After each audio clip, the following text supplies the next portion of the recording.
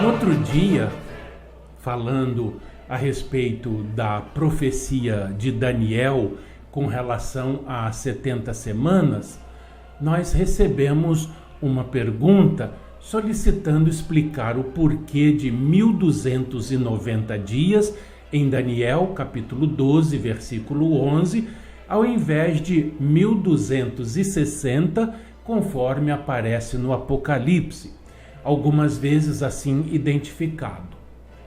Noutras, como em 42 meses, e também o significado de 1335 dias, conforme o versículo 12 do mesmo capítulo de Daniel. Comecemos por reler o texto. Diz o profeta Daniel em seu livro no Velho Testamento da Bíblia Sagrada, capítulo 12, versículos 11 e 12. Depois do tempo em que o sacrifício diário for tirado e posta a abominação desoladora, haverá ainda 1290 dias. Bem-aventurado o que espera e chega até 1335 dias. Vamos então ver o que podemos resolver dessa conta sem a deixar demasiadamente longa. Os 1290 dias do versículo 11 referem-se a 1290 anos literais para uma profecia em que a abominação seria colocada em lugar do contínuo sacrifício. O contínuo era o paganismo romano em sua fórmula religiosa, imposta pela espada conquistadora e denominada por Jesus abominação da desolação. A abominação desoladora, que seria estabelecida em lugar do contínuo ou paganismo pelos braços de homens poderosos, segundo o capítulo 11, versículo 31 de Daniel, é o papado em sua fórmula de religião, que a estabeleceu pela espada desoladora, como o comprova a sua própria história.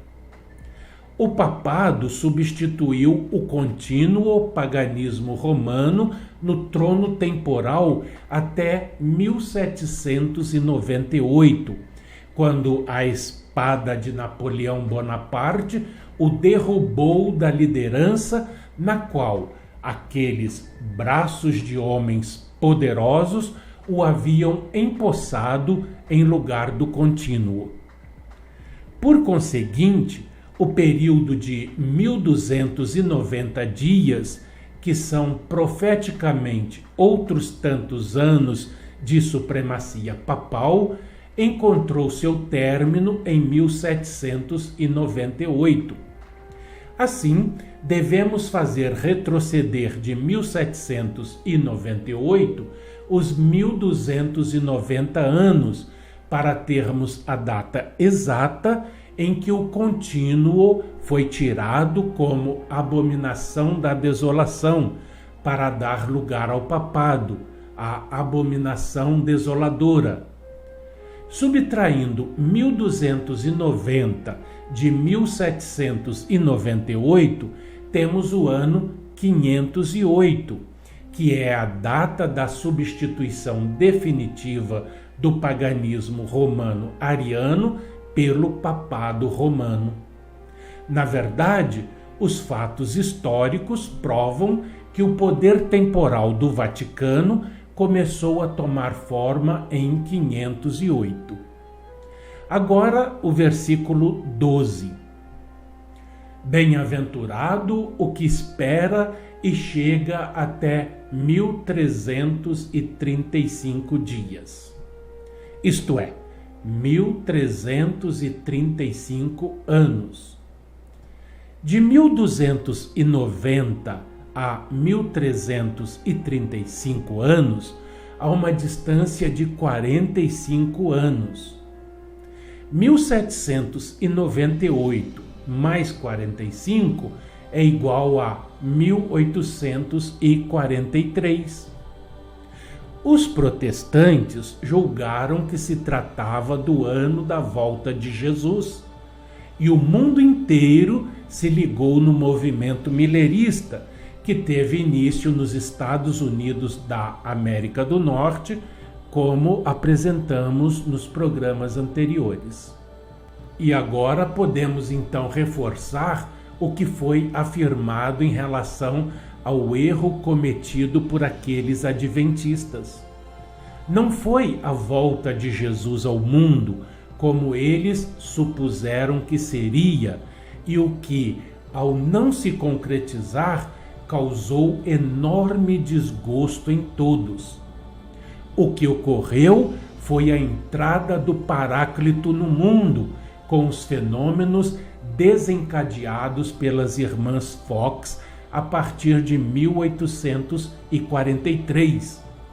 Fato que interessou depois a Allan Kardec, de tal modo que dos seus estudos pacientes e confirmados, resultou a terceira revelação.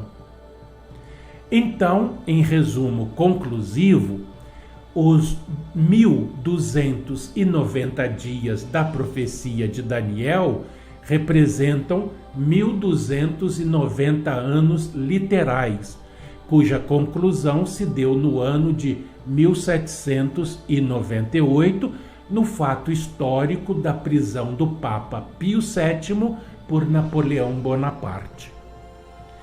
Os 1335 dias da profecia de Daniel engloba esse período de 1290 anos literais e ainda soma outros 45 anos, o que atinge exatamente o ano de 1843, data da entrada do Paráclito no mundo, conforme a profecia feita por Jesus em seu Evangelho segundo João, capítulo 14, versículos 16 e 26.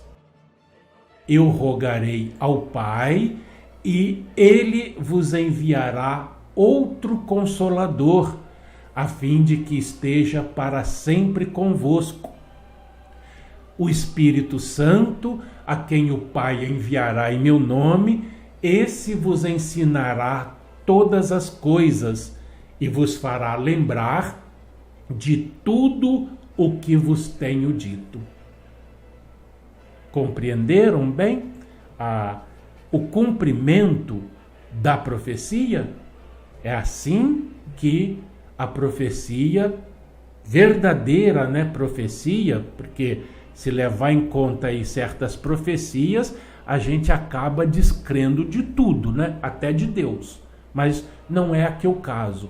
A profecia, quando ela é divina, tem origem divina, ou quando ela vem realmente de Deus, ela se cumpre. Basta aos homens, lógico que depois do fato consumado, dizer tal fato corresponde a esta profecia. Tá certo? Então, nós continuaremos amanhã com o nosso estudo sobre o Apocalipse de Jesus segundo São João, o livro mais importante da atualidade. Até lá e aquele fraternal abraço.